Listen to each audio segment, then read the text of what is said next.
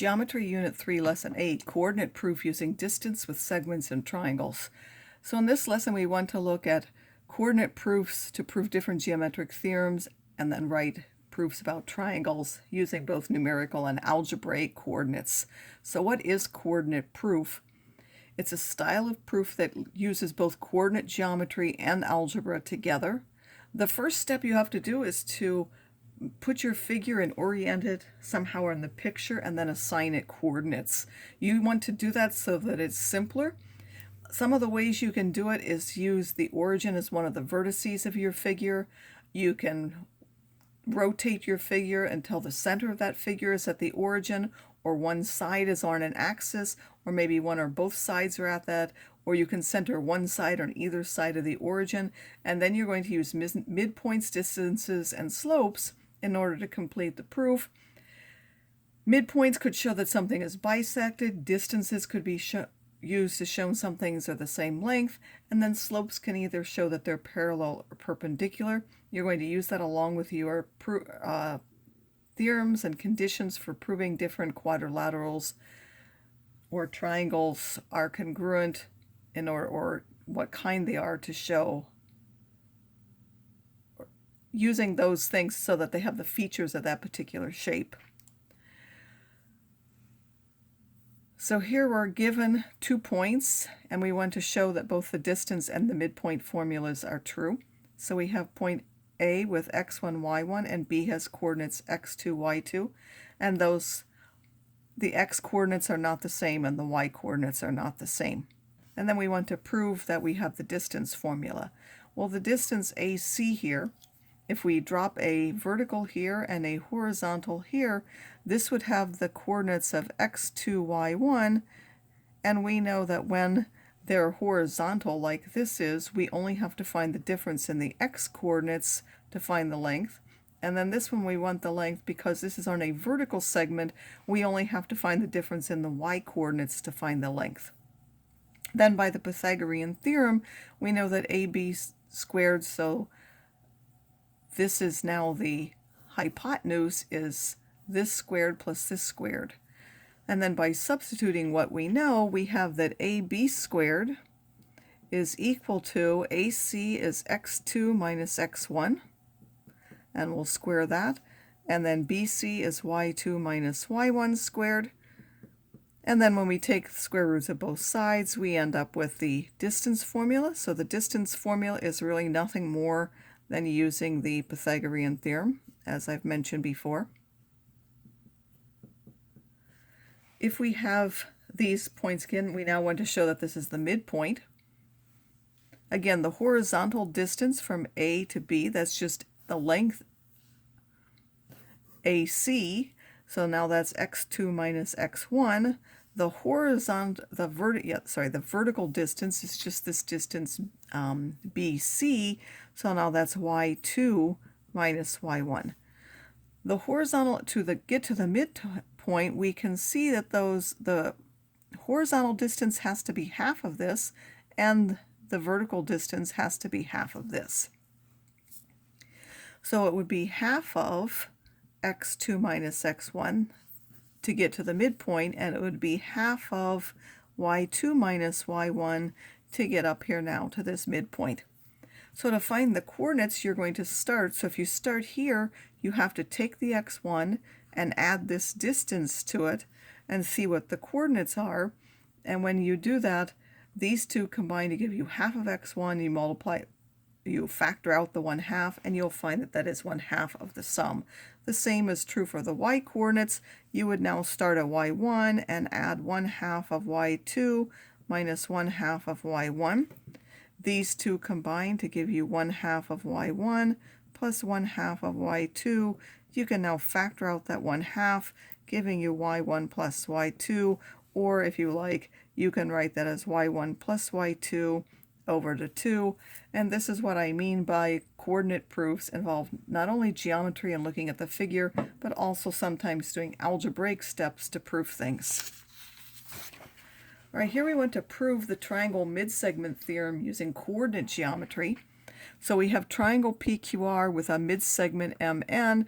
We want to show that MN is parallel to PQ and the length of MN is 1/2 of PQ.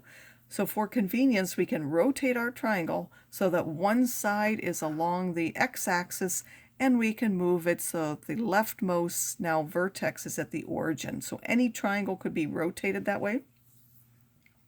As shown, we have the coordinates of P, they're going to be 0, 0.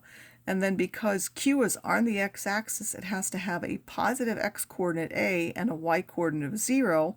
And then the other vertex is up off of the axis, so it has to have both positive x and y coordinates, which we've called B and C. Now, if we use the midpoint formula, M being the midpoint of PR, what is the midpoint between 0, 0 and BC? We know we have to add the x-coordinates. B plus 0 is B, and then divide by 2, so that would be 1/2 of B. And then to get the y-coordinate, you do the same here. You take 0 and C, add them, and divide by 2. That would be C over 2. Then to get the coordinates of N, we have to do the same here. We would add the A and the B and divide by 2. And then we would add the y-coordinates C and 0 and divide by 2. That would be C over 2. Now we want to show, first of all, that that's parallel. To show that it's parallel, we need to show that they have the same slope. So what is the slope of MN? We look at the difference in the y-coordinates over the difference in the x-coordinates.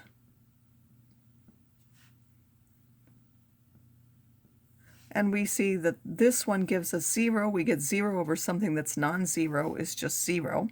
The slope of PQ, those both had a y-coordinate of 0. And when we take this, this is 0 over A, which is also 0. They have the same slope, therefore they are parallel. In order to show about lengths, we now need to use the distance formula to find the length. So to find the distance of MN, or because we know that this is now, they have the same y-coordinate, either we use the distance formula or we use the fact that we only have to find the difference in the x-coordinates, but I'll use the distance formula. We find the difference in the x-coordinates and we square those, and then the difference in the y-coordinates and square them, and that's why we don't need the y really, because they're the same. That will go away, and then we're going to take the square root of something squared. It will just give us that difference in between the coordinates. But this is now 0, it disappears, and this one is going to be this, the b minus 2 subtracts, this is a plus b minus b, so we just get a over 2 squared, and when you take the square root, you get a over 2, which we would have found is just the difference between those, again, because the y-coordinate was the same.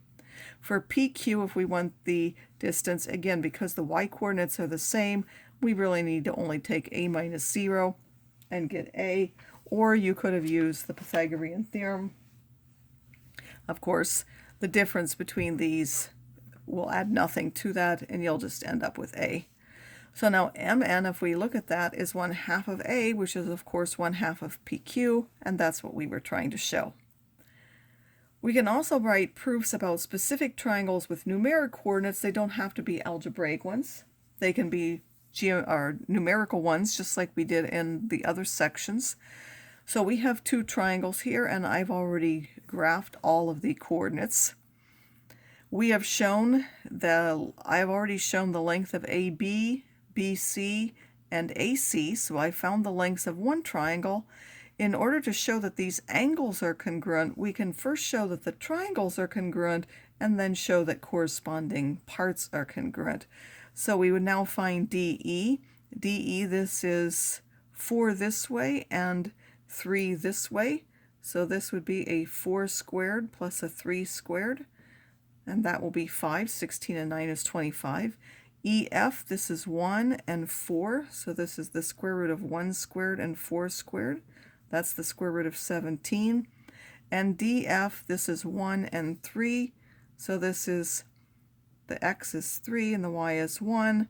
That's now the square root of 10. So if we were to try to prove things now, since this is supposed to be a proof, we would first say that AB is congruent to DE because they have the same length. We would say that BC is congruent to segment EF, we would say that segment AC is congruent to segment DF, and therefore triangle ABC is congruent to A is matching D, C is matching F, and B is matching E, so this would be triangle DEF. This is by the side, side, side triangle congruence theorem. And therefore we can say that angle ABC is now congruent to angle DEF by, or since corresponding parts, I should say since their corresponding parts of congruent triangles are congruent.